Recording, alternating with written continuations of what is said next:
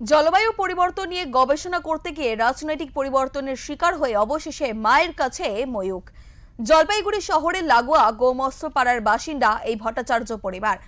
ছেলে ময়ূক উচ্চশিক্ষা নিচ্ছে, এরই মধ্যে জলবায়ু পরিবর্তন বিষয়ক একটি আন্তর্জাতিক সেমিনারে যোগ দেওয়ার আমন্ত্রণ আসে প্রতিবেশী দেশ নেপাল থেকে।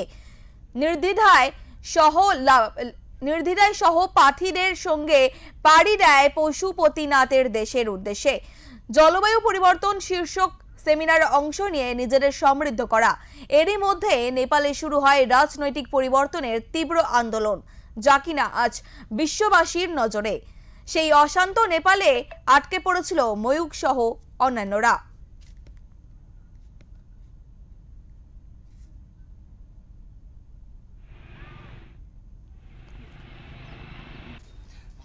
মানে আমাদের ঘটনা ঘটছে, সকালবেলা হঠাৎ করে দেখি যে চারদিকে ধোঁয়া, একদম আগুনে ঢেকে গেছে, আগুনের ধোঁয়ায় একদম কালো ধোঁয়ায় ঢেকে গেছে।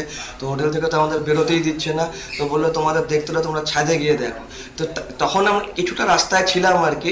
হঠাৎ করে একদল নেপালি ছেলেবেলে এসে বলে বাজগে না বাজগে না। বলে কেন? আমরা পশুপতিনাথ মন্দিরের কাছেই ছিলাম।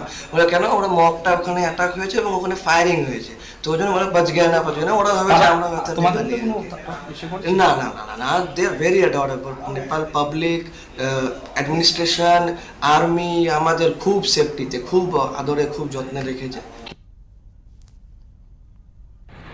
হিয়ার ইন নেপাল সন্তানের এমন অবস্থার কথা জানতে পেরে কার্যত ভেঙে পড়েছিলেন মা বৈশালী ভট্টাচার্য।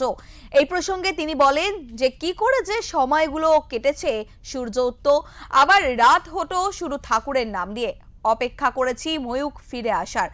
আজ সবার কাছে আমি কৃতজ্ঞ যারা সেই কঠিন সময় আমাদের পাশে দাঁড়িয়েছিলেন।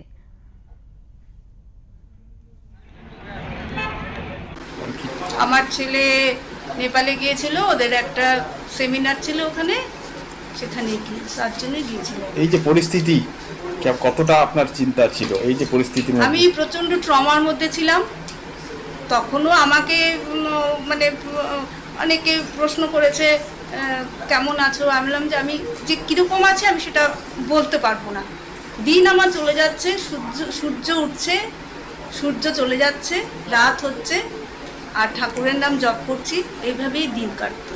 এই যে ফিরে এসেছে, হ্যাঁ, এখন খুবই আনন্দ লাগছে, ভীষণই শান্তি। মনের মধ্যে একটা যে অস্থিরতা, একটা মানে অসহ্য একটা ট্রমা, সেই ট্রমার থেকে আমি বেরিয়ে আসতে পেরেছি।